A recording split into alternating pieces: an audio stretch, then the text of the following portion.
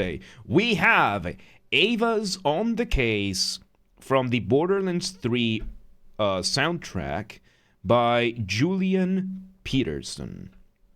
Once again, everybody, this is a Basterd's LFA, a layman-friendly analysis. I am a professionally trained musician. I am a composer by trade, and I am going to try to explain things in a way that non-musicians can understand what is going on here musically. So if you're watching this on the YouTube channel, make sure you're subscribed to the channel, that you like the video, share the video, all that good stuff.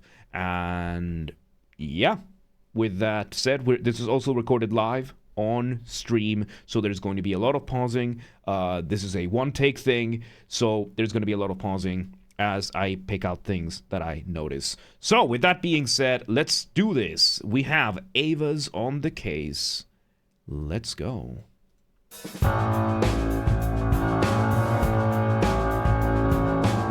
Okay. 4 seconds in.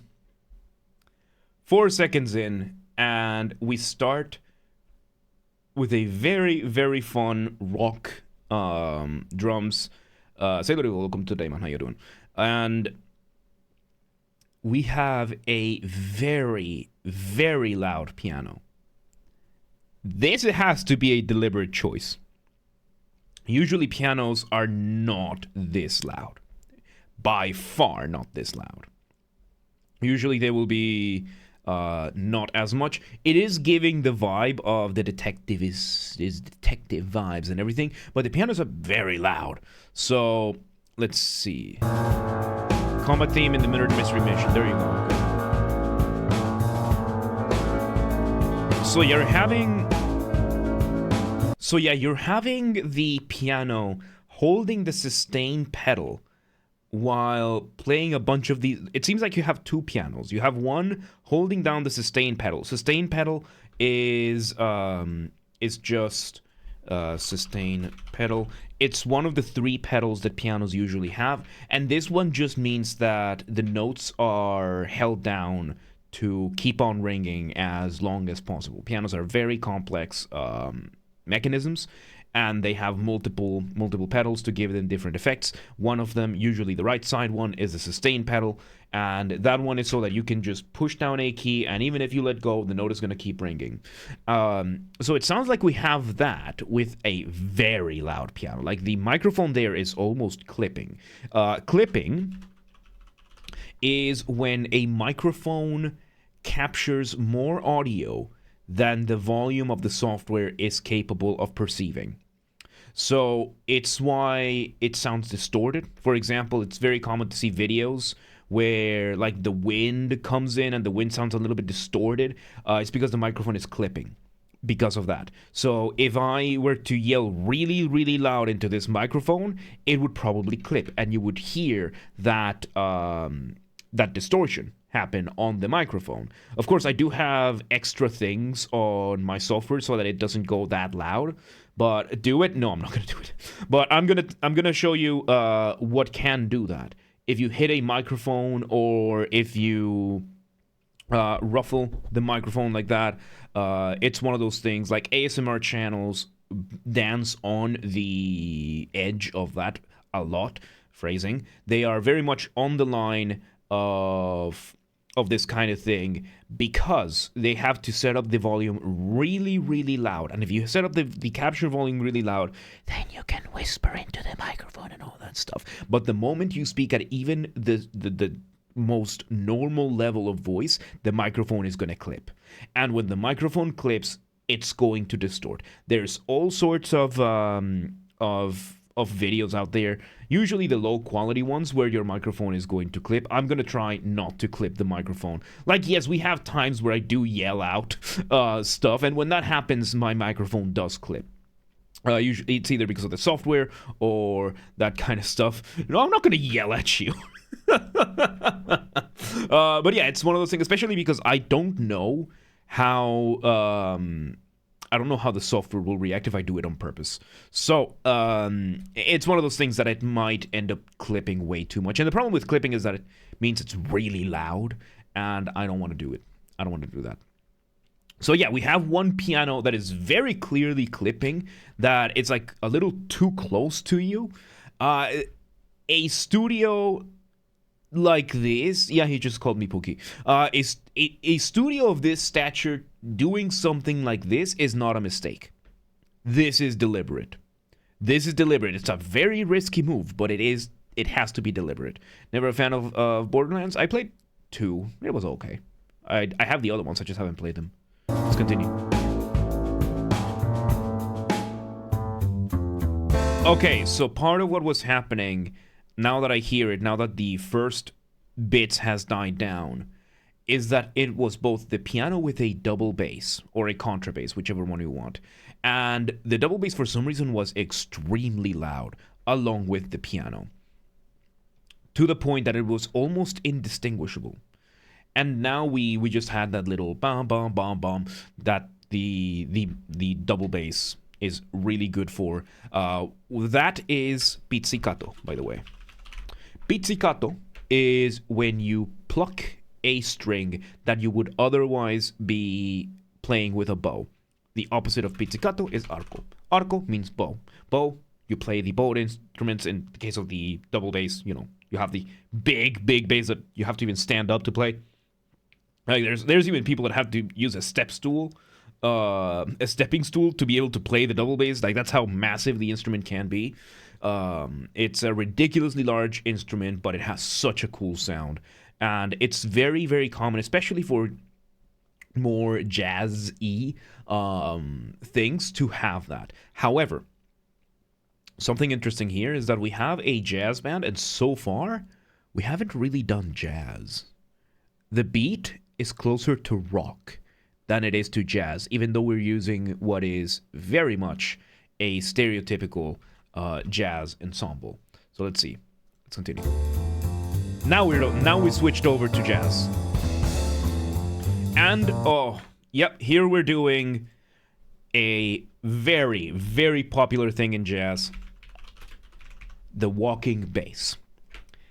Walking bass is one of the more difficult things to do as a bass player.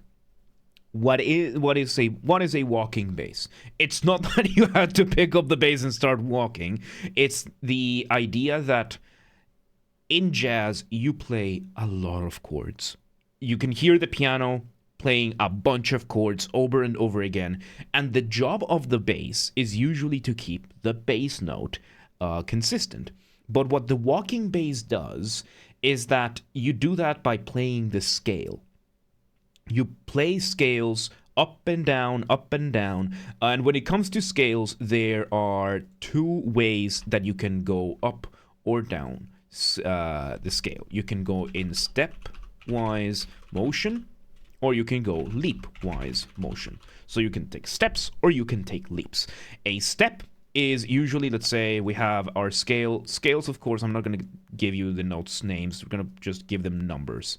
Most scales have 7 notes, and then the 8th note is just number 1. It's called an octave. And when you do a stepwise motion, then you just go from 1 to 2, then 2 to 3, or back to 1. You just go to the immediate next scale. And when it's a leap, well, you're just anything except stepwise motion. So there you go. I have a mental image of a bass with legs just walking. That is kind of the idea, right? So what you do with a walking bass is that you, as the bass player, while keeping the notes of the chords that are playing, you start playing stepwise motion up and down over and over again between all the chords that are happening. It's extremely difficult. It's a very, very challenging skill to have as a jazz player. Jazz is one of the most difficult genres to play for so many reasons, and that is one of them. And you just do that with stepwise motion, which goes a little bit against the way that the rest of the band is playing, because we have the drums, which is doing the traditional swing. Dun, dun, dun, dun, dun, dun, dun, dun, dun. That kind of motion that is very, dance-like and everything. You're going to have the piano going all over the place, doing all sorts of syncopation. Syncopation is when you play against the beat. Oh, fuck. Wrong box. So syncopation is when you are playing against the beat. But the walking bass plays strictly to the beat. And it's usually really, really fast. And it's very difficult to do. But the effect is precisely this.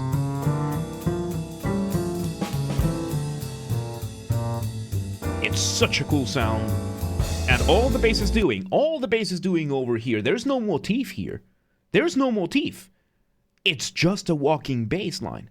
The walking bass line is completely free. You can do whatever you need. Sometimes you will have a bass drummer do more than just stepwise motion, but when it comes to leap motions, you want to do no more than what is called a third.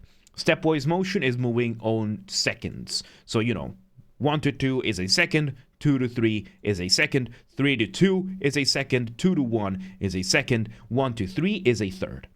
2 to 4 is a third. That kind of thing, right? So when you're doing a walking bass, sometimes they will be okay with you doing a leap, only if is what it's called in counterpoint we call an escape tone, or a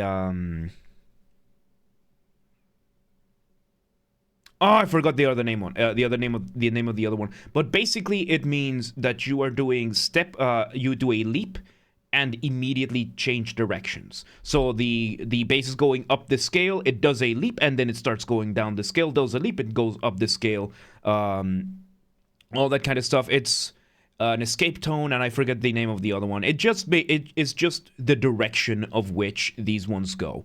These are counterpoint terms, and there's a reason why I forgot them, because they suck. They are good to identify things, I just don't remember the name. So, we continue with this super cool sound. It gives you this very fancy... Okay, and now we switched from the... So yes, there are two pianos, or two keyboards.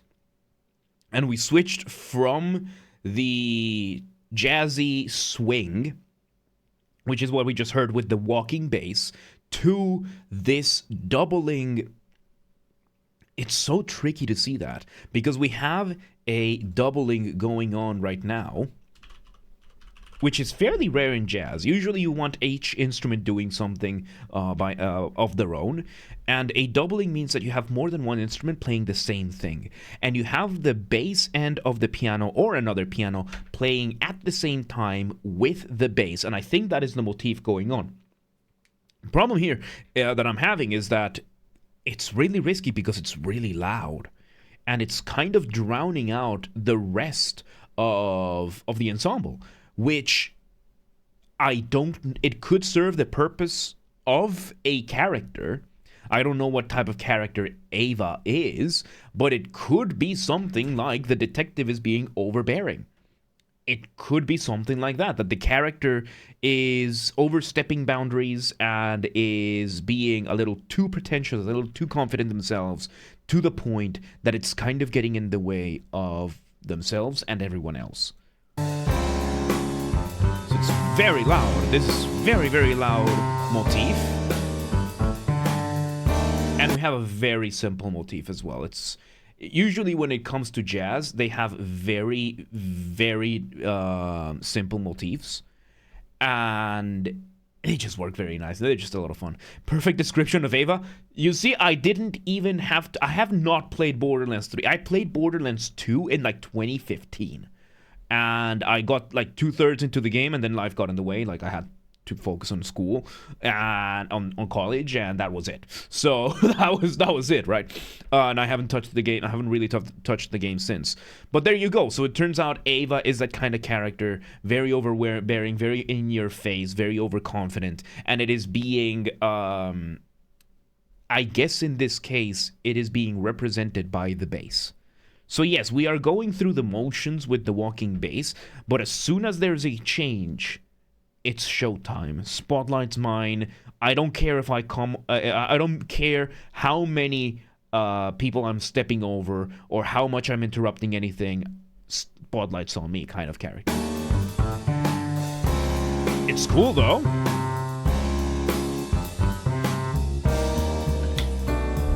And back we go to the walking bass. A break to it. So now we have a shorter version of this. Nice. So yeah, we have the bass, the double bass still doing that motif, but now the drums and the piano are kind of suspended, almost like waiting to see what the bass is going to do next, or they know by now that the bass is just gonna take the stage, so we might as well just kind of be there, not really do much, just stay there, suspended, and wait for the bass to be done, kind of thing, right? Very interesting, very interesting. Fairly unusual to see this kind of like suspension in jazz, unless it's like an outro or something. We're halfway through the piece, so.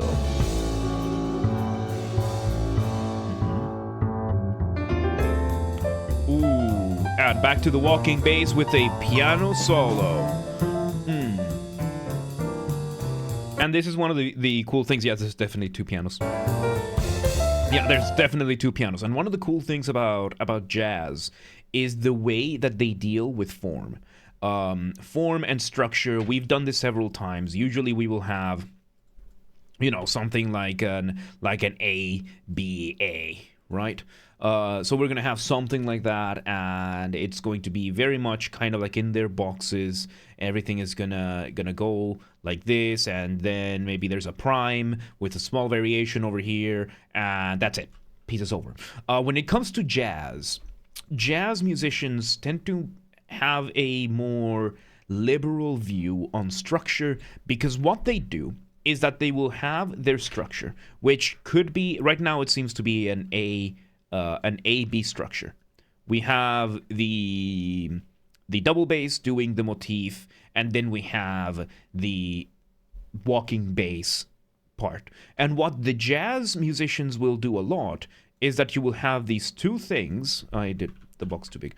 You will have these two sections, and all they're going to do is that, yes, these are the things, and yes, part A might have a melody, part B we might just focus on the double bass. So what we're going to do is we're just going to repeat it again. Pretty much the same thing, but this time around, B is for solo.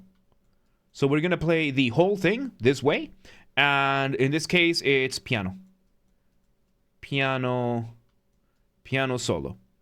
We had a little interlude in between A and B over here before we gave it to the piano, which was more like interrupting A, kind of like interrupting A a little bit early to give this little interlude. Oh, hey, Rez, welcome to today. How you doing?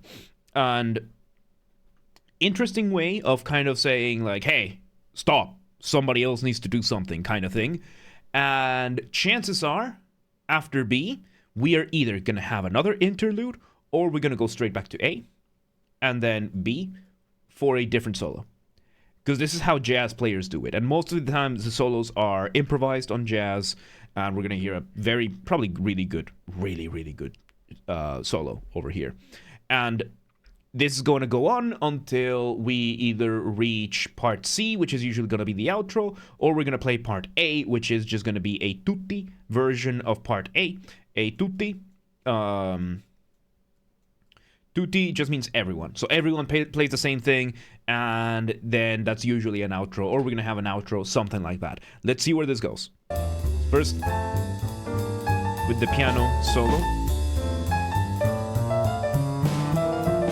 Everything in the background is looped back, and we're just having the piano doing one of these solos.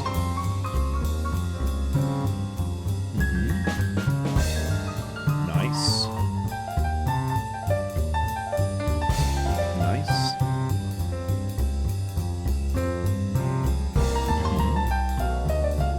Very nice. Going all over the place. And we have the intermission. But this time, no, this is still a solo. This is still part of the solo. It just sounds like the intermission. We looped all the way back. So, we decided to just, you know what? We're gonna do a little intermission with the piano. So instead of A, we're not going to do that. We're just going to do an intermission and back to B. More solo piano. Let's go. As I said, very liberal use of structure. Good solo though. Good piano solo.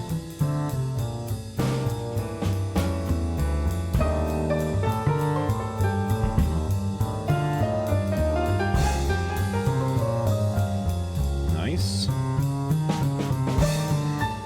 The bass is getting a little bit louder every time. Like it wants to take over. Like it wants to do something else. Let's see.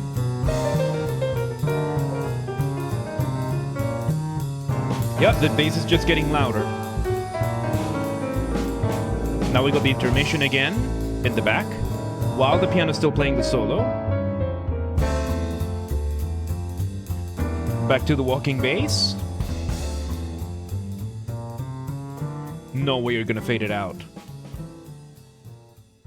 And we fade it out. We fade it out, so we're just looping back and back and back and back. So jazz like that anyway, meant to be chaotic. For that, a surprising amount of jazz pieces are extremely well structured. And jazz is extremely, extremely restrictive with what chords to use. Regardless of how fancy they might sound, jazz can be very, very restrictive in what you can use. But there you go. Turns out the structure we had A, we had B, and it's okay. It's not your fault that they put a fade out. It's not your fault that they don't know how to finish their own music. Then we had A again, but we had like kind of like a split A. We did an intermission, and then we started B, and we just played B and intermission infinitely. We just kept going back and forth between the intermission and B, back and forth, piano solo, and then we loop out with B. So, as you can see, the structure is not as straightforward or as well made as it would be, because then we had a fade out. We had a fade out, taking the piss kind of thing. It was well composed still. It was still fun. It was still a fun piece. I just dislike fade outs. I really dislike fade outs because you could always take the start of the track and just play it and leave it at that. Ending jazz songs is such a fun thing to do, because I used to play jazz back at Berkeley, and it was such a fun thing to do. Like whenever you were in an ensemble and you were finishing a jazz track, it was fun because it's like the most free moment of the entire piece. And they took that away over here. So that is disappointing, but other than that, the rest of this was pretty well made. Game seems to be loop over and over, so most of them have fade outs, unfortunately. Yeah. And I don't see the legitimacy in that argument anymore, because the technology that we have nowadays allows us to cut the track to where we need it to loop. We just have the technology that gives us, okay, this is where it loops, this is where it ends, and then once the loop ends over here, okay, we can just end it. Just end it. And that's it. Just end it. One more chord. Because this ending, instead of fading it out and taking 10 seconds to fade out, you could have used 2 seconds and done one last chord. So you can't tell me it's cheaper, because it's still more time than an engineer is going to have to spend on it. I don't see a valid argument on it nowadays. It used to have a better one back in the radio days or stuff like that, but it's one of those things that I just don't like. I consider it lazy. But tears shared while screaming in rage, kind of, right? So yeah, there you go. That was Ava's On the Case. It was still a fun track, considering how little it had at the end of the day, and the risky elements to it, the overbearing double bass being extremely loud at the start, the use of 2 pianos, and that kind of thing. A lot of risks. I think it works. I think it was good. And it's very indicative and descriptive of the character at hand. So, there you go. Ava's On the Case from Borderlands 3. Once again, everybody, this has been a Basterd's LFA, a Layman-Friendly analysis. If you're watching this on YouTube, make sure you are subscribed to the channel, you like the video, you share the video, all that good stuff. Join the Discord. because that's where everything gets announced first. And if you want to request a song and you're not watching this on the live stream, just leave a comment with what track you want to see me do next. And game music only. Game original soundtracks only. So there is that. We record these live on Mondays and Tuesdays, so you might want to see if you can catch up on one of these streams. Either way, there you go. That was Ava's on the Case by Julian Peterson from Borderlands 3. Pretty good stuff. But let's move on.